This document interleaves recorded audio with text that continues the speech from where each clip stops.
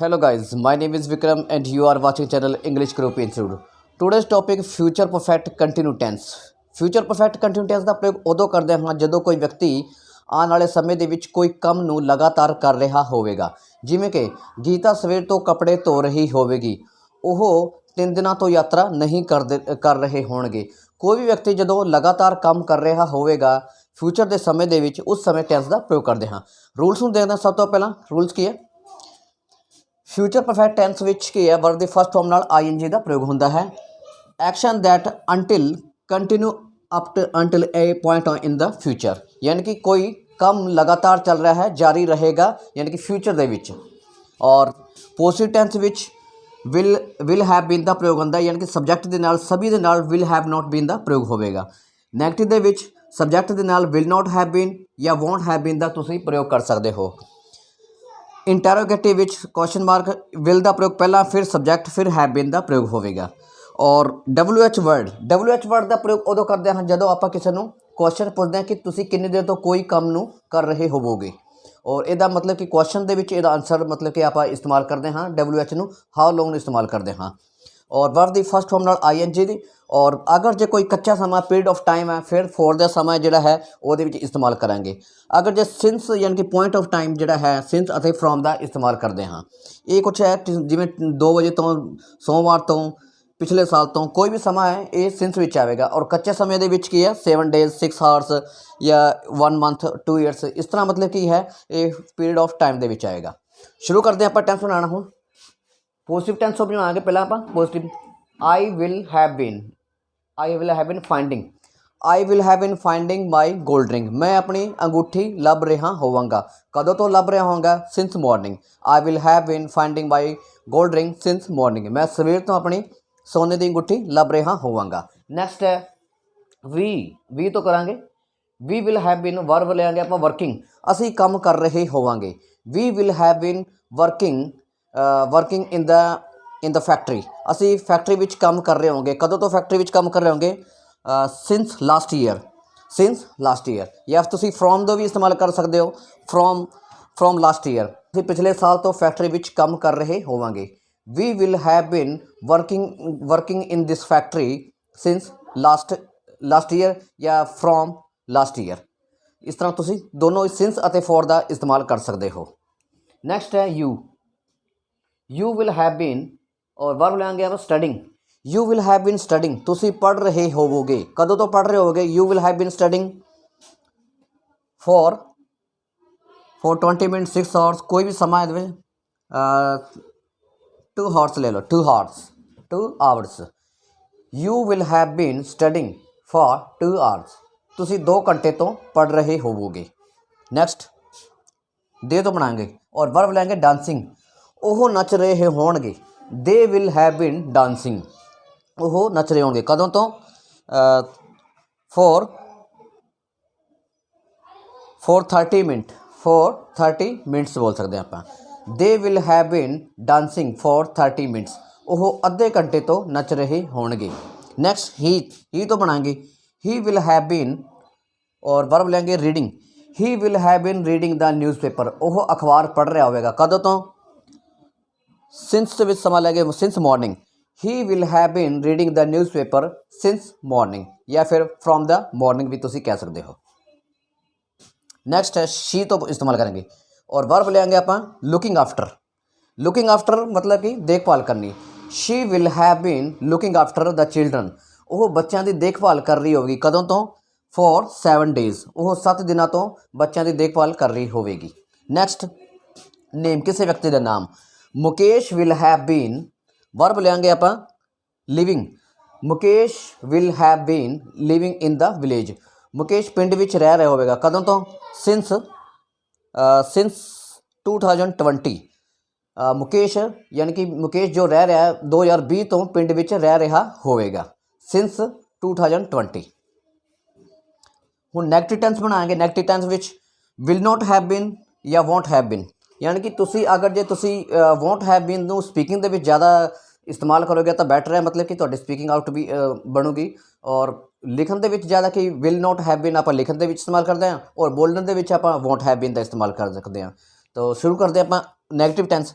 I won't have been, I won't have been making, I won't have been making tea, मैं चाह नहीं बना रहा हूँ कदों तो किन्ने दिनों तो फॉर 7 डेज़, मैं 7 दिनों तो चाह नहीं बना रहा हूँ। I won't have been making tea for 7 days, मैं 7 दिनों तो चाह नहीं बना रहा होवांगा।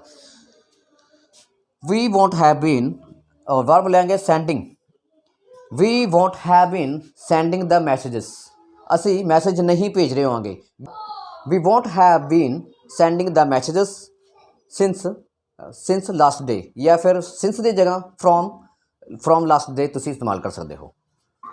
नैक्सट है यू तो बनाएंगे, यू वॉन्ट हैव बीन और वर्ब लेंगे आप travelling, you won't have been travelling, तुसी यात्रा नहीं कर रहे होगे। You won't have been travelling, कदों तो यात्रा नहीं कर रहे होगे फॉर 3 वीक्स, तुसी 3 हफ्ते तो यात्रा नहीं कर रहे होवोगे। You won't have been travelling for 3 weeks. Next they तो बनाएंगे, दे वॉन्ट हैव बीन और वर्ब लेंगे आप waiting, they won't have been waiting for the bus, they won't have been waiting for the bus, कदों तो बस का इंतजार नहीं कर रहे फॉर 3 आवर्स कह सकते हैं, 3 आवर्स।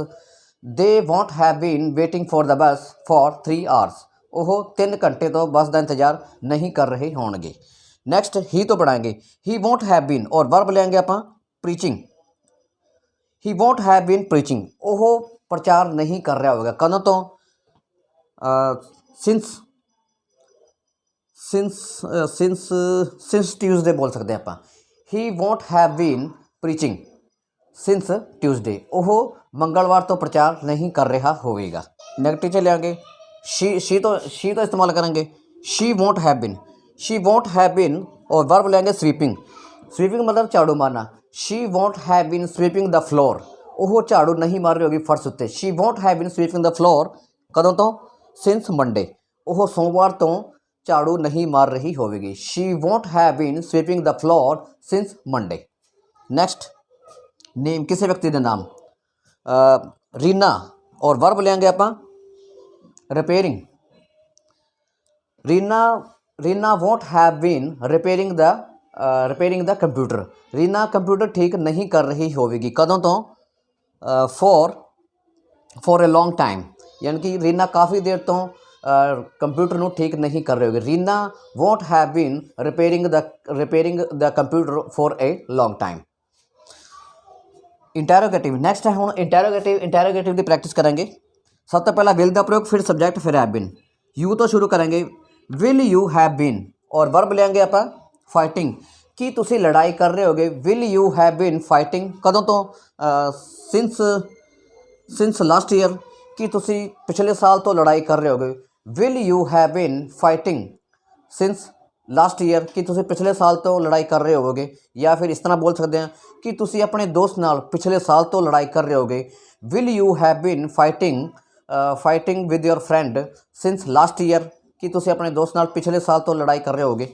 नेक्स्ट दे तो बनाएंगे, विल दे हैव बीन और वर्ब लेंगे आप selling toys, will they have been selling the toys, कि वो खिलौने बेच रहे होंगे कदों तो सिंस मॉर्निंग, कि वो सवेर तो खिलौने बेच रहे होंगे। Will they have been selling the toys since morning, या फिर फ्रॉम द मॉर्निंग बोल सकते हो। नेक्स्ट ही तो बनाएंगे, will he have been painting, कि वो कली कर रहा होगा। Will he have been painting the house, कि वो घर नूं कली कर रहा होगा कदों तो घर नूं कली कर रहा होगा फॉर 10 डेज़ बोल सकते हैं आप, 7 डेज़ है 10 डेज़ लिख सकते हैं आप, बोल सकते हैं। Will he have been painting the house for 10 days, कि वो 10 दिनों तो घर नूं कली कर रहा होगा। नेक्स्ट शी तो बनाएंगे, विल शी हैव बीन और वर्ब लेंगे cooking, will she have been cooking the food, कि वो खाना बना रही होगी कदों तो बना रही होगी फॉर 1 मंथ, कि वो 1 महीने तो खाना बना रही होगी। Will she have been cooking the food for 1 month, कि वो 1 महीने तो खाना बना रही होगी। नेक्स्ट नेम किसी व्यक्ति का नाम, Raju, will Raju have been और वर्ब लेंगे आप टीचिंग, कि राजू ਕੀ ਰਾਜੂ ਵਿਦਿਆਰਥੀਆਂ ਨੂੰ ਪੜ੍ਹਾ ਰਿਹਾ ਹੋਵੇਗਾ। Will Raju have been teaching the students, ਕਦੋਂ ਤੋਂ ਪੜ੍ਹਾ ਰਿਹਾ ਹੋਵੇਗਾ। ਸਿੰਸ ਸਮਾਂ ਲਵਾਂਗੇ 3 o'clock से ਲੈ ਸਕਦੇ ਆਪਾਂ। Will Raju have been teaching the students since 3 o'clock, ਕੀ ਰਾਜੂ 3 ਵਜੇ ਤੋਂ ਬੱਚਿਆਂ ਨੂੰ ਪੜ੍ਹਾ ਰਿਹਾ ਹੋਵੇਗਾ, ਵਿਦਿਆਰਥੀਆਂ ਨੂੰ ਪੜ੍ਹਾ ਰਿਹਾ ਹੋਵੇਗਾ।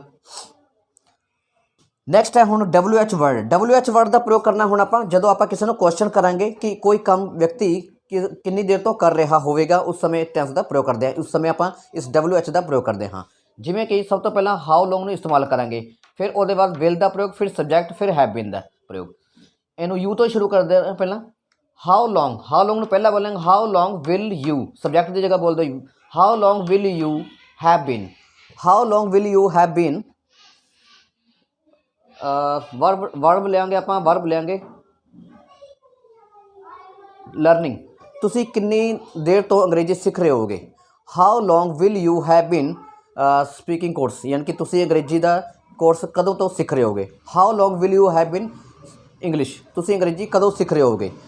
I will have bean learning English for 2 months, ਮੈਂ 2 ਮਹੀਨਿਆਂ ਤੋਂ ਅੰਗਰੇਜ਼ੀ ਸਿੱਖ ਰਿਹਾ ਹੋਵਾਂਗਾ। ਨੈਕਸਟ ਹੈ, ਨੈਕਸਟ ਦੇ ਤੋਂ ਬਣਾਵਾਂਗੇ how long will they have been, how long will they have been. Verb ਲਿਆਂਗੇ ਆਪਾਂ cleaning, how long will they have been cleaning the house, ਉਹ ਘਰ ਦੀ ਸਫਾਈ ਕਦੋਂ ਤੋਂ ਕਰ ਰਹੇ ਹੋਣਗੇ।